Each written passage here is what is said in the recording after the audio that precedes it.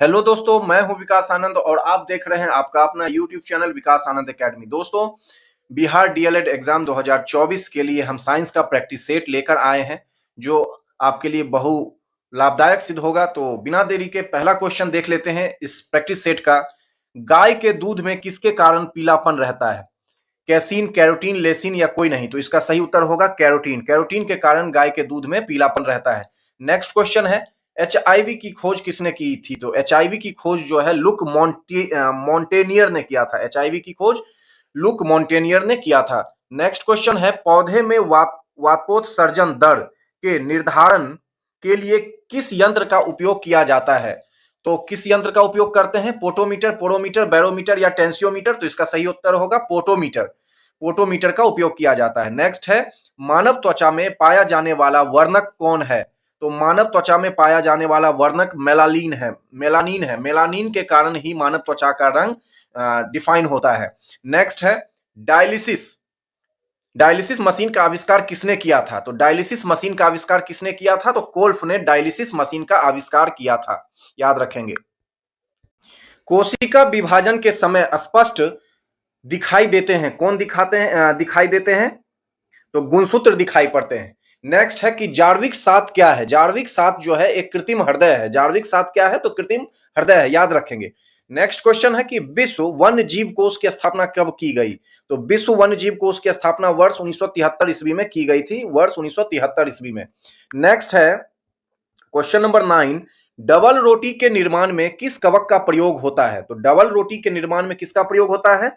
Saccharomyces का प्रयोग होता है। नेक्स्ट है, एचआईवी सर्वाधिक नष्ट करता है, तो किस कोशिकाओं को नष्ट करता है? तो टी कोशिकाओं को एचआईवी का जो वायरस है वो सर्वाधिक नष्ट करता है।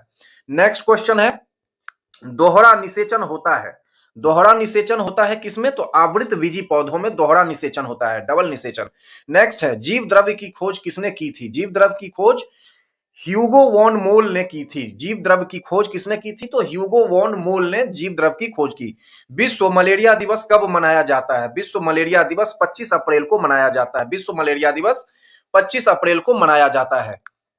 नेक्स्ट क्वेश्चन देखेंगे, भोजपत्र किस पेड़ की छाल से प्राप्त होता है? तो भोजपत्र यानी कि भोजन जो उसमें उपयोग होने वाला जो भोजपत्र है वो बेटुला की छाल से प्राप्त होता है। नेक्स्ट है, म्यूटेशन वाद के जनक कौन थे? म्यूटेशन वाद के जनक थे ह्यूगो डिब्रीज म्यूटेशन वाद के जनक हैं। नेक्स्ट है कि पादप शरीर क्रिया विज्ञान का पिता किसे कहा जाता है? तो पादप शरीर क्रिया विज्ञान का पिता जो है स्टीफन हेल्स को कहा जाता है, स्टीफन हेल्स को कहते हैं। नेक्स्ट क्वेश्चन देखते हैं, अस्थि में कौन सा प्रोटीन पाया जाता है? अस्थि में कौन सा प्रोटीन पाया जाता है? तो ओसीन। अस्थि में ओसीन प्रोटीन पाया जाता है, ओसीन प्रोटीन।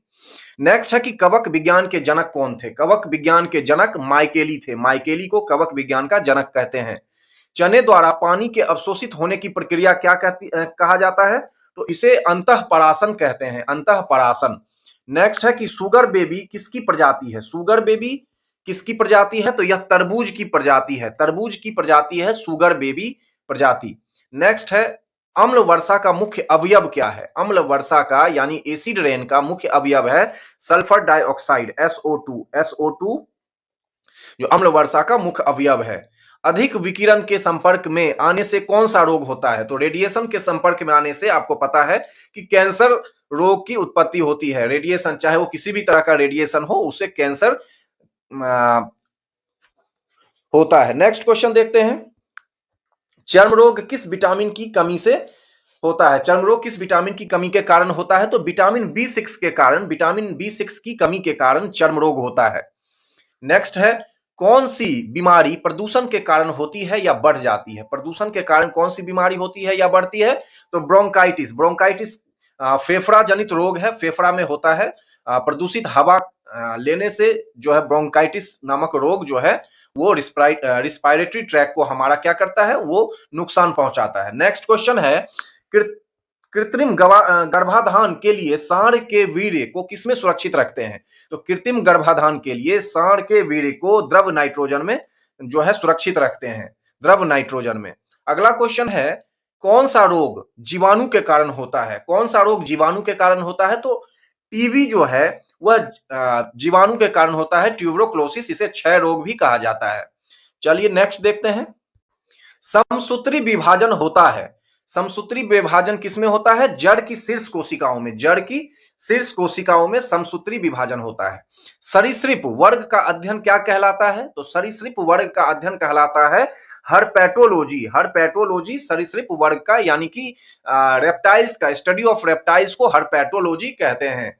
नेक्स्ट क्वेश्चन है, लीवर में भविष्य के लिए कौन सा विटामिन भंडारित होता रहता है? लीवर में भविष्य के लिए कौन सा विटामिन भंडारित होता है? तो इसका उत्तर होगा, लीवर में भविष्य के लिए होने वाला, भंडारित होने वाला विटामिन जो है विटामिन ए है, विटामिन ए। नेक्स्ट क्वेश्चन है, सबसे कम जल की आवश्यकता किसे होती है? तो सबसे कम जल की आवश्यकता खजूर को होती है, क्योंकि यह डिजर्ट में उगने वाला या बहुत ही मरुस्थलीय किस्म का यह पेड़ है। अगला क्वेश्चन है, कौन सा प्रोटीन जल में घुलनशील है? तो इसका जो सही उत्तर होगा वो है एल्ब्यूमिन। एल्ब्यूमिन। नेक्स्ट है, नेत्रदान में नेत्र के किस भाग को दान किया जाता है? तो नेत्रदान में कॉर्निया भाग को दान किया जाता है। अगला क्वेश्चन है, किस विटामिन में कोबाल्ट पाया जाता है? तो विटामिन B12 में कोबाल्ट पाया जाता है। नेक्स्ट क्वेश्चन है, हृदय की गति की जांच किस यंत्र द्वारा की जाती है? तो हृदय की गति की जांच कार्डियोग्राम के द्वारा की जाती है। कार्डियोग्राम यंत्र के द्वारा हृदय की गति की जांच होती है। कपास प्राप्त होता है किससे? फल से, बीज से, कलिका या जड़ से? तो यह जो है बीज से प्राप्त होता है कपास। अगला क्वेश्चन है, शुक्राणु का निर्माण कहां होता है? तो शुक्राणु का जो निर्माण है वह वृषण में होता है। कहां होता है? वृषण में शुक्राणु का निर्माण होता है। अगला क्वेश्चन, शरीर की सूक्ष्मतम इकाई क्या है? शरीर की सूक्ष्मतम इकाई क्या है?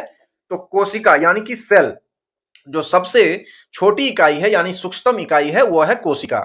अंडे के किस भाग में प्रोटीन की मात्रा अधिक होती है? तो अंडे के किस भाग में? योक, यानी कि जो पीला भाग है, जो पीला भाग है उसको योक कहते हैं, और उसमें अंडे का वह भाग जिसमें प्रोटीन की मात्रा अधिक होती है वो योक है। अगला क्वेश्चन है कि मनुष्य को सर्वाधिक ऊर्जा प्राप्त होती है कहां से, किससे? तो वसा से, यानी कि फैट से जो है मनुष्य को सर्वाधिक ऊर्जा जो है प्राप्त होती है, फैट से। एंड द लास्ट वन, शरीर में वसा का संग्रहण मुख्यतः होता है, शरीर में वसा का संग्रहण मुख्यतः होता है चर्बी में। किस रूप में होता है? तो चर्बी के रूप में वसा का संग्रहण होता है। तो ये थे टॉप 40 क्वेश्चन साइंस के। आशा है आपको बहुत ही अच्छा लगा होगा ये प्रैक्टिस सेट। हमारे चैनल को सब्सक्राइब, लाइक, शेयर सब चीज कीजिए और हमें मोटिवेट कीजिए। Thank you very much.